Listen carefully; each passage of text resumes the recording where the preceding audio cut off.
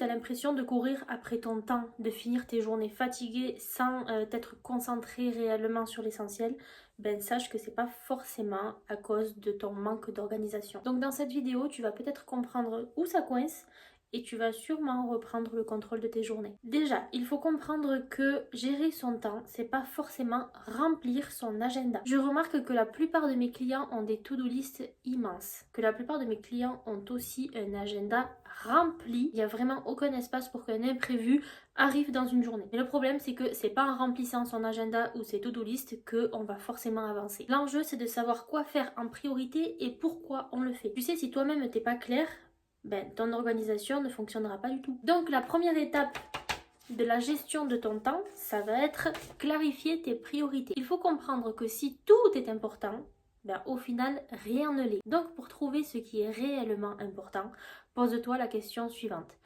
Qu'est-ce qui a réellement d'impact aujourd'hui? Sache que la gestion de ton temps commence toujours par un choix. Ensuite, ta seconde étape, ça va être de planifier, mais surtout en étant réaliste. Vous êtes beaucoup à surestimer ce que vous pouvez faire en une journée.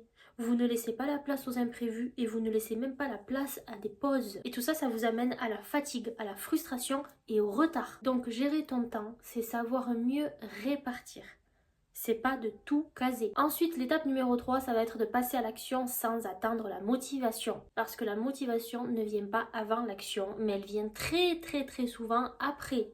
Parce que la motivation est la conséquence d'une action. Il ne faut pas compter sur la motivation. Tu sais, plus tu attends d'être dans un bon état d'esprit, et bien plus tu repousses. Donc n'attends pas la motivation, passe à l'action. Et la quatrième et dernière étape, ça va être d'ajuster et de corriger. C'est-à-dire que la gestion de ton temps n'est pas figée. Certaines méthodes marchent un temps et d'autres doivent être adaptées. Donc pour progresser, tu vas devoir faire attention à ce qui fonctionne et à ce qui te fatigue inutilement. Pourquoi tu as l'impression de manquer de temps? Tout simplement parce que tes priorités ne sont pas claires, parce que tu as trop de sollicitations et parce que tu n'as pas de limites. Quand tu dis oui à tout, ton temps se disperse.